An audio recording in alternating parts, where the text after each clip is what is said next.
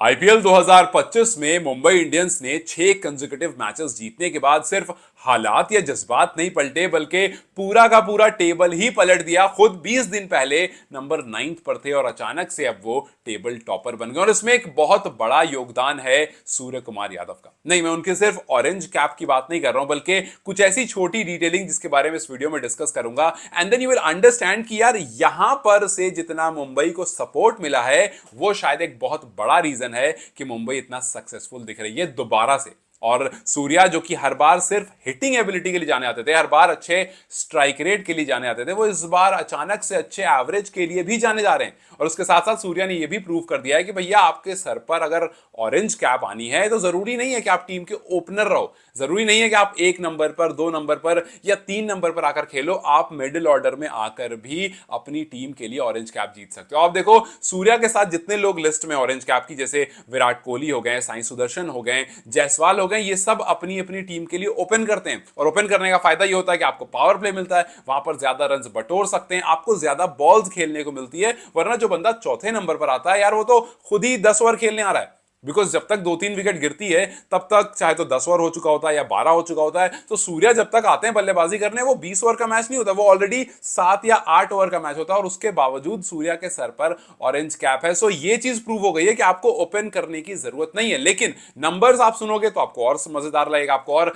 ज्यादा बेहतर समझ में आएगा। सूर्य कुमार यादव जिन्होंने 11 मैचेस अब तक खेले हैं, उन्होंने 475 रन बनाए, जो कि सबसे ज्यादा है। लेकिन उनका एवरेज और स्ट्राइक रेट भी सबसे ज्यादा है। उनका एवरेज है 68 का, स्ट्राइक रेट है 172 का। वहीं अगर आप अदर प्लेयर से कंपेयर करते हो, लेट्स से दूसरे नंबर पर साई सुदर्शन है जिनका एवरेज 50 है और स्ट्राइक रेट 150 है। अब आप दोनों में डिफरेंस देख लो कि एक का 150 एक का 172 है। हाँ, ये बात जरूर है कि साई सुदर्शन ने अभी 9 मैचेस खेले हैं, जिस वजह से उनका 456 रन है। 2 और खेलेंगे तब सूर्या के बराबर आएंगे, वरना 14 मैच पहुंचते पहुंचते साई के चांसेस है कि वो और ज्यादा रन कर लेंगे। लेकिन एवरेज और स्ट्राइक रेट जो है उसमें काफी ज्यादा फर्क है। और अगर सूर्या ने अगले 3 मैचेस में रन ज्यादा बना दिए, then you never know, orange cap इनके ही सर पर रह जाए। लेकिन उसके बाद अगला नाम विराट कोहली का। विराट कोहली ने 10 मैचेस खेले हैं जिसमें 443 रन उनके पास हैं, लेकिन एवरेज सूर्या से कम है, स्ट्राइक रेट भी सूर्या से कम है। 63 का एवरेज है एंड 139 का स्ट्राइक रेट है, जो कि वाकई काफी कम है। और वहीं अगर आप देखते हैं यशस्वी जायसवाल की तरफ, जो कि राजस्थान से एक लौता खिलाड़ी था जो लड़ रहा था, उसने 11 मैचेस में 439 रन किए हैं, 43 का एवरेज और 153 का स्ट्राइक रेट। आप सोचो कि 153 का स्ट्राइक रेट, 139 का स्ट्राइक रेट, 150 का स्ट्राइक रेट, ये वो लोग हैं जो ऑरेंज कैप की लिस्ट में सूर्या के जस्ट नीचे हैं। और सूर्या का स्ट्राइक रेट जो है वो 172 का और एवरेज जो है वो 68 का है। यहां पर ये जो डिफरेंस है ये सूर्या को कहीं ना कहीं बाकियों से अलग बनाता है। और कल जब सूर्या ने 23 बॉल में 48 की पारी खेली तो उन्होंने एक ऐसा रिकॉर्ड अपने नाम रख लिया जो आज से पहले आईपीएल में कभी नहीं हुआ था। पहली बार ऐसा हुआ है कि एक खिलाड़ी 11 इनिंग खेल जाता है और 25 से कम एक भी मैच में नहीं बनाता। यूं कहूं कि हर मैच में उसका 25 से ज्यादा स्कोर होता है। जो लोवेस्ट स्कोर इस सीजन में सूर्या का है वो 26 रन है। अब अगर आपको लग रहा है कि यार इसमें कौन सी बड़ी बात है, तो आपको बताता हूं बड़ी बात कैसे है। आज से पहले रॉबिन उथप्पा 2014 में 10 लगातार इनिंग उन्होंने खेली थी, जहां पर एक में भी उन्होंने 25 से नीचे रन नहीं बनाया था। और वो रिकॉर्ड कोई नहीं तोड़ पाया, क्योंकि होता क्या, जो इनफॉर्म बैटर भी होते हैं ना, चलो एक में मारा, 2 में मारा, 3 में मारा, चौथे में उनका एक आध सिंगल डिजिट आ ही जाता है, या सिंगल नहीं तो 12, 13, 15 रन पर वो आउट हो ही जाते हैं। सिर्फ रॉबिन उथप्पा 2014 में 10 लगातार इनिंग खेलने वाले खिलाड़ी बने थे, वरना उससे पहले सारे जो है वो कम में थे। जैसे विराट का नाम इसमें, जैसे साई सुदर्शन का नाम है और स्टीव स्मिथ का नाम है, लेकिन ये सब 10 से कम में है। बट कल जब रॉबिन उथप्पा का रिकॉर्ड तोड़ा, जब एक और पारी उन्होंने खेल दी 48 रन की सूर्य कुमार यादव ने, तो 2014 का वो रिकॉर्ड था वो टूट गया कि भैया एक सीजन में लगातार 11 पारी आपने खेली और एक में भी 25 से कम रन नहीं आए। यही कंसिस्टेंसी, इसके बारे में बात कर रहे हैं। आप खुद नंबर्स देखो, 29 रन पहले मैच में, फिर 48, फिर 27 नॉट आउट, 67, 28, 40, 26 जो सबसे कम आया था if I am not wrong, ये आरसीबी के खिलाफ आया था। और फिर 20, फिर 68, 40, 54 और फिर 48। सो एक जो 28 की पारी है वो आरसीबी के खिलाफ आई थी, और एक और 15 बॉल में 26 आई गेस एलएसजी था, ये मुझे याद नहीं किसके खिलाफ है। बट हाँ, ये पारियां थी उनकी। एक भी मैच ऐसा नहीं है जहां पर उन्होंने 25 से कम पर वो आउट हुए हैं, और that is the main reason कि आपको एक कंसिस्टेंसी मिल रही है। लेकिन सिर्फ यहां बात खत्म नहीं होती है। जिस तरह से सूर्या अपनी इस लय में आप देखो कि उनके सामने चाहे जोफ्रा आर्चर आए, उनके सामने कोई प्लेयर आए, उनके सामने कोई बड़ा से बड़ा गेंदबाज आए, अपनी 150 की रफ्तार भी लेकर क्यों ना आए, बट ये जब कंसिस्टेंसी और ये जब आप एकदम पॉजिटिविटी का जाते हो तो आप वहां पर स्वीप भी मारते हो, आप वहां पर सुपला शॉट भी मारते हो, आप वहां पर स्विच हिट भी मारते हो, आप दुनिया भर के नए नए शॉट भी डेवलप करते हो। कल अगर आपको याद होगा तो सूर्या ने एक नए तरह का शॉट खेला था जब वो आपको थर्ड मैन की तरफ मारने की कोशिश कर रहे थे। हालांकि वो शॉट कंप्लीट नहीं हो पाया था, बट ही ट्राइड इट। अब आप सोचो कि यही कॉन्फिडेंस है ना जो 150 की बॉल पर भी कुछ नया ट्राई करने को दे रहा है, बिकॉज यू नो कि आप अभी बहुत अच्छे और बहुत स्मूथ टच में हो। और यहां पर कहानी जो है वो और दिलचस्प हो जाती है जब आप ये देखते हो कि सूर्य कुमार यादव जो है वो मिडिल ओवर्स में, मतलब 6 से आपको 15 का ओवर जो होता है, या फिर यूं कहो 6 से 16 का लास्ट 5 ओवर आप हटा दो तो 6 से 15 16 वाला जो ओवर है जहां पर यूजुअली और टीम स्लो हो जाती है, वहां पर सूर्या उल्टा तेज हो गए। इस पर्टिकुलर सीजन की अगर बात करूं तो सूर्य कुमार यादव का आप खास करके अगर पावर प्ले खत्म होने के बाद वाला मिडिल ओवर देख लो 7 से 16 वाला, तो उनका स्ट्राइक रेट जो है वो सिर्फ और सिर्फ निकोलस पुरन से कम है। निकोलस पुरन का जो स्ट्राइक रेट है वो 209 का है और सूर्या का जो स्ट्राइक रेट है वो 182 का। अब इस बात को आपको समझना पड़ेगा कि एक खिलाड़ी जो पावर प्ले में आया, उसने पावर प्ले में रन्स किए, पावर प्ले में 6 ओवर में लेट्स से कि 60 रन बोर्ड पर लगा दिए, उसके बाद जब पावर प्ले खत्म हो गया, जब वो 7वें ओवर से 6 ओवर के बाद जब उसने स्टार्ट करा, अब फील्ड खुल चुकी है। अब आप क्या होता है, अब यूजुअली आपके रन्स जो है वो थोड़े स्लो हो जाते हैं, लेकिन सूर्या के यहीं पर स्ट्राइक रेट जो है वो अदर प्लेयर्स से ज्यादा है। और यही जो 6th ओवर से आपको 7th ओवर से आप जो 16th ओवर 17th ओवर तक जाते हो, ये जो मिडिल ओवर्स है ना, यहां पर अगर आपके पास एक खिलाड़ी है जो 182 से स्ट्राइक कर रहा है तो जाहिर सी बात है यार, आपका तो स्ट्राइक रेट गिरा ही नहीं ना। और सूर्या पिछले 11 इनिंग से आउट तो हो नहीं रहे 25 से नीचे में, तो आपका स्ट्राइक रेट गिरा ही नहीं, आपके रन्स लगातार आ रहे हैं। सो जाहिर सी बात है मुंबई को ये वाला जो फैक्टर मिला है ना, ये उस ऑरेंज कैप से भी ज्यादा बड़ा है कि भैया आपको मिडिल ओवर्स में एक खिलाड़ी आकर के लगातार रन्स बना रहा है और 182 के स्ट्राइक रेट से बना रहा है। याद करो जब निकोलस पुरन रन कर रहे थे, अभी बीच में उनके रन नहीं आ रहे, लेकिन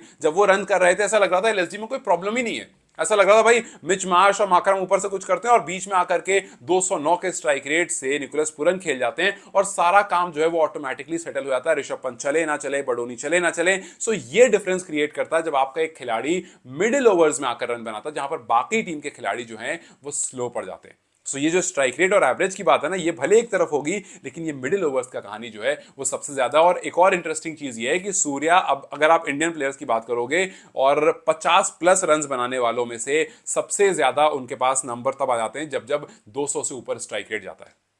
मतलब जब किसी खिलाड़ी ने लेट्स से 25 बॉल में 50 किए, या 23 बॉल में किए, 22 बॉल में किए, मतलब 200 के ऊपर स्ट्राइक रेट से जब उसने 50 रन किए, उसकी लिस्ट आप देखते हो तो सबसे ऊपर नाम सूर्य कुमार यादव का है, जिन्होंने ये काम 8 बार किया। मतलब 850 प्लस स्कोर है जो 200 के ऊपर स्ट्राइक रेट पर बनाया गया है। और उसके बाद नाम एम एस धोनी का आता है जिनके पास 8 है, और उसके बाद ऋषभ पंत का आता है जिनके पास 7 पारियां ऐसी हैं जहां पर उन्होंने 200 प्लस के स्ट्राइक रेट से 50 प्लस स्कोर बनाया। सो यही सब नंबर हैं जो सूर्या को डिफरेंट बनाते हैं। और सूर्य कुमार यादव का जो 475 रन है उसमें 352 सिर्फ और सिर्फ मिडिल ओवर्स में आया, और सिर्फ और सिर्फ चेज करते हुए आया। अब आप सोचो कि आप मिडिल ओवर्स में अच्छा कर रहे हो, आप चेजिंग में सबसे ज्यादा रन, इस सीजन सबसे ज्यादा रन चेज करते हुए सूर्य कुमार यादव के पास है।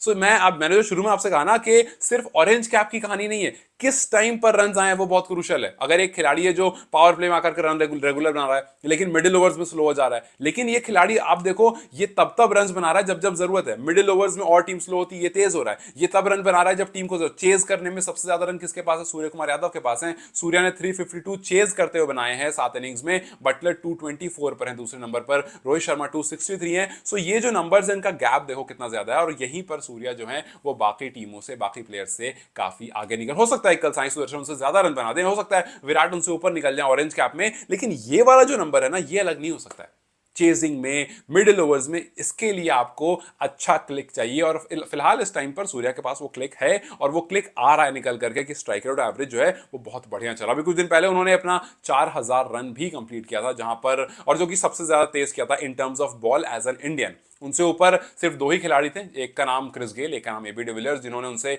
तेज किया था 4000 रन कंप्लीट। लेकिन उसके अलावा अगर आप इंडियन की लिस्ट देखोगे तो सबसे ऊपर नाम सूर्या का, और उसके बाद जाकर के दूसरा नाम जो है वो आपको सुरेश रैना का है। सो सूर्य कुमार यादव की, हाँ, एक चीज है जहां पर मुंबई इंडियंस के फैन जो वो थोड़ा निराश है, और वो है प्लेयर ऑफ द मैच। 7 अभी तक player of the match Mumbai Indians के प्लेयर को मिला है इस पर्टिकुलर सीजन में, लेकिन उस 7 में से एक भी एक भी जो है वो एमआई के सूर्या के पास नहीं आया। जैसे एक अश्विनी को मिला है, एक करण शर्मा को मिला है, एक विल जैक्स को मिला है, एक रोहित शर्मा को मिला है, एक ट्रेंट बोल्ट को मिला है और एक रैन रिकल्टन को मिला है। इनफैक्ट विल जैक्स को 2 बार मिला है। सो आप सोचो कि आप परफॉर्म लगातार कर रहे हो, लेकिन चाहे तो उस मैच में आपकी टीम जीती नहीं जब आप शुरू में परफॉर्म कर रहे थे, और या तो आपकी टीम जो है वो आपसे ज्यादा कोई बेहतर परफॉर्म करके चला गया, या किसी ने विकेट्स भी ले लिए, रन, जैसे विल जैक्स विकेट भी ले लिए, रन भी मार दिया, हो गया। जैसे आपको अश्विनी आकर के विकेट लेकर चले गए अच्छी खासी उस मैच में, उनको मिल गया। फिर हमने काफी बार ऐसे देखा, रैन रिकल्टन कल 48 पर सूर्या गए, बट रिकल्टन के 50+ स्कोर था। सो ये जो छोटा छोटा आता है ना टर्न ऑफ इवेंट्स, यहां पर उनके हाथ अभी तक प्लेयर ऑफ द मैच नहीं आया, लेकिन वो मैच जिताने में पूरा पूरा कंट्रीब्यूशन करते हैं। कल खुद आप देख लो, हार्दिक के साथ मिलकर के दोनों ने 23 बॉल्स खेली, दोनों ने 48 रन किए, और फिर मुंबई जो है वो इत्मीनान से एक बड़ा सा टोटल बोर्ड पर लगा देती है। और उसके बाद दोनों को सुपर स्ट्राइकर मिल गया, दोनों ने शेयर कर लिया सुपर स्ट्राइकर कि भैया ठीक है हम खुश हैं इसमें। बिकॉज आप ऐसे मोमेंट पर आकर के ये नहीं देखते हो कि आप 48 पर रुक रहे हो, या बिकॉज हम जानते हैं हार्दिक के बारे में बात कि भैया उनको फर्क नहीं पड़ता है, उनको अपने से ही फर्क नहीं पड़ता, उनको दूसरे से ही फर्क नहीं पड़ता है। लेकिन यही चीज तो डिफाइन करती है ना भाई कि आप 23 पर 48 बना रहे हो दोनों ने मिल करके। सो टीम देखो कितना अच्छा बूस्ट हो रही है कि आपने 23-48 मतलब दोनों ने मिलकर कुछ 7.4 ओवर में 94 रन जड़ दिए।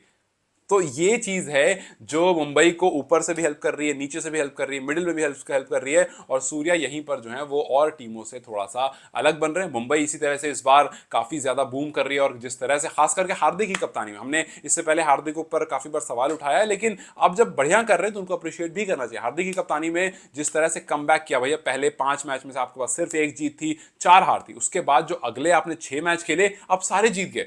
सो ये जो कमबैक है, ये कमबैक अप्रिशिएट करने जैसा है। एंड वी जस्ट होप कि मुंबई जिस तरह की अभी क्रिकेट दिखा रही है, अगर ऐसे ही दिखाएगी तो बाकी टीम जो है उसका थोड़ा सा कंपटीशन ला सकें, थोड़ा सा कंपीट कर सकें। ऐसा ना हो कि 6 जीत रही है तो भाई अगला भी जीती, अगला भी जीती, और प्ले ऑफ भी जीत गई और आगे भी जीत गई, फिर मजा नहीं आएगा। एक कोई ऐसी टीम आनी चाहिए जो इनकी स्ट्रीक तोड़े, जहां पर थोड़ा इनका कॉन्फिडेंस हिले, जहां पर दोबारा और मेहनत करके, वरना अगर इस तरह से चलता रहा तो फिर तो एक तरफा हो जाएगा पूरा। सो लेट्स जस्ट होप कि हमें थोड़ा सा और कॉम्पिटिटिवनेस दिखे, और मुंबई जो जीतना शुरू की है इसको कोई एक टीम आए और उस पर थोड़ा सा काबू लगाए, और उसके बाद दोबारा से थोड़ा सा कॉम्पिटिशन जो है वो ग्रो हो। खैर वो कौन सी टीम होगी ये तो हमें वक्त ही बताएगा, लेकिन फिलहाल के लिए सूर्या कंसिस्टेंट यादव जो है वो अपनी टीम को पूरी तरह से जहां जहां पॉसिबल है योगदान दे रहे हैं, और उसका रिजल्ट भी हमें देखने को मिल रहा है। सो लेट्स जस्ट सी कि क्या मुंबई की स्ट्रीक को कोई तोड़ पाता है, क्या कोई रुकावट लगा पाता है, क्या कोई टीम आती है जो ये कंटिन्यूअस स्ट्रीक बन रही है 5 6 7 8 पता नहीं कितनी बन जाएगी, ये स्ट्रीक बन रही है, इसको कोई टीम आकर के रोक पाती है, तोड़ पाती है, और अगर रोक तोड़ पाती है तो क्या एम आई 1 2 3 4 कहां पर टेबल में खत्म करती है इस पर्टिकुलर सीजन को। आपको क्या लगता है कौन सी टीम वो होगी जो आकर के मुंबई को रोक सकती है? जो कमेंट्स में जरूर बताएं। Till then you guys take care, I will see you very soon.